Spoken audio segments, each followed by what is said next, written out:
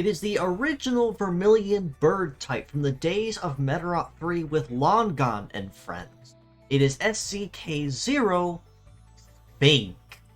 with the kits of Confusion, Double Fire, Biped Legs, and the leg ability of Torturer, which buffs base power relative to the number of debuffs on the target when attacking. Now, we actually have seen Sphink a pretty fair number of times already, not necessarily as a model, as this is her first official 3D debut, but in the image gacha currently in the game, she has been in there for quite some time and has caused quite a bit of excitement and confusion for a while, just kind of wondering where exactly she would officially make her appearance. Well, that is officially now no more, as she is making her grand 3D debut back into the world of Medarot once again, to join her friends Longon and others as the series that she first came from. Confusion on the head part is a melee-based ailment skill that, upon attacking the target, will inflict them with a confused status. While confused, the enemy in question will not be able to select not just the action that they would be able to choose from, but also who the target is. That means they could even offer a chance to attack a fellow ally, or if it's a support or healing skill, give that support buff or healing skill to the enemy instead of an ally. And this lasts for 3 turns or until attacked. Fire on both arms is a basic and more conventional ailment skill that, upon attacking the target, simply slaps them with a damage over time effect that'll slowly whittle their HP down over time. Now, this will not break parts on its own, but it simply makes it easier for Sphink or someone else behind her to come behind and finish the job and really chain on a lot of chain damage or AoE damage all at once, such as Missile or Napalm or Wide Break or something of the like. It'll make it a lot easier for these skills to actually damage targets or even break things instead of just being damage and then something more afterwards.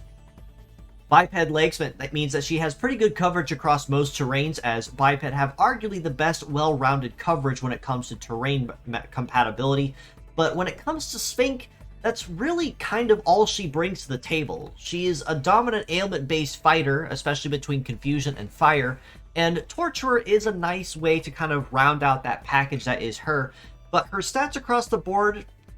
she does deal a pretty feisty amount of damage between her arms, but her HP is kind of squishy,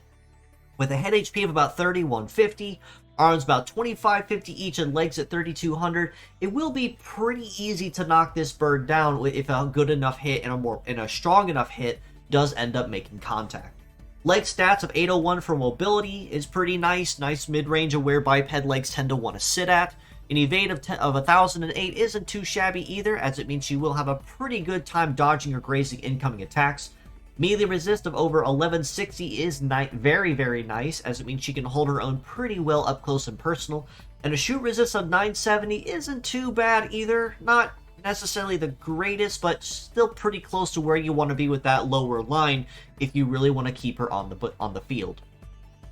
Now, for those that have played Medarot 3 or are very familiar with what Sphink brings to the table, she is also capable of meta-changing into a more avian-like form by tucking in her legs and inverting her body to let her wings take the sky. In this form, she doesn't really change her kit all that much, simply just becomes more aggressive with a kit of Repair Plant, Double Flame, Flight Legs, but retains the Torturer leg ability. Now, in this form, as I mentioned, she certainly becomes much more aggressive and offense-oriented, as, simply put, Repair Plant puts a passive plant on the field that, while active, allows Sphink or anyone else behind her while the plant is active to slowly recover HP over time, as long as something doesn't damage or attack them or kill them too prematurely. This actually pairs pretty nicely with Flame, as it does mean that while Flame sets the user on fire and inflicts the DOT on the enemy and you, the benefit to Flame is that as long as you maintain the damage over time effect personally, even if the enemy cleanses it, you gain a times 1.5 damage bonus as long as you keep it, which means that already really nasty damage at almost 1300 and 1400 per drive is going to be pretty solid once you start really packing on that damage over time and the bonuses. And given that both are also capable of pierce damage, will certainly open up a number of other options that Sphink did not have before.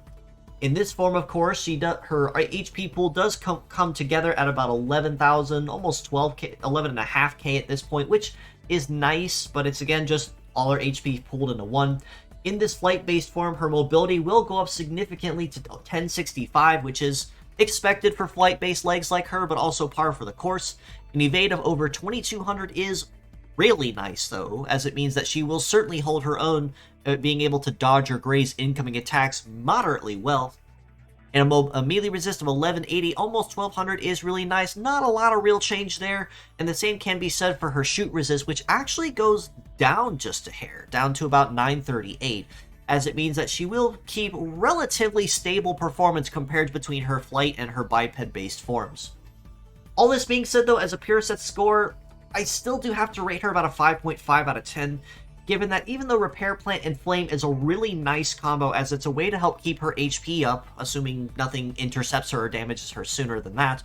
but between Flame and Fire, it's very obvious that Sphink is kind of a one-trick pony in this instance, and Torture is nice to have as well, as it means that once the enemy is inflicted with an ailment, she'll deal more damage. That's nice, but again, one-trick pony, it kind of is a really good way to explain what she does, and if the enemy brings Stat Cleanse to the table, or anything else of the like, that kind of spells the end for what she can really do, as she's really just kind of there to set things on fire,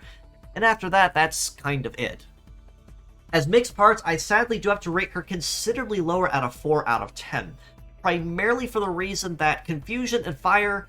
Confusion's nice to have if you need it, especially now that it's available on females thanks to Sphink, but Fire, you probably will not ever use, if I'm being really honest with you. Compared to most other ailments that are available in the game, Virus, Bug, Deathlock, Freeze, Thunder, Hyper Freeze, and so on,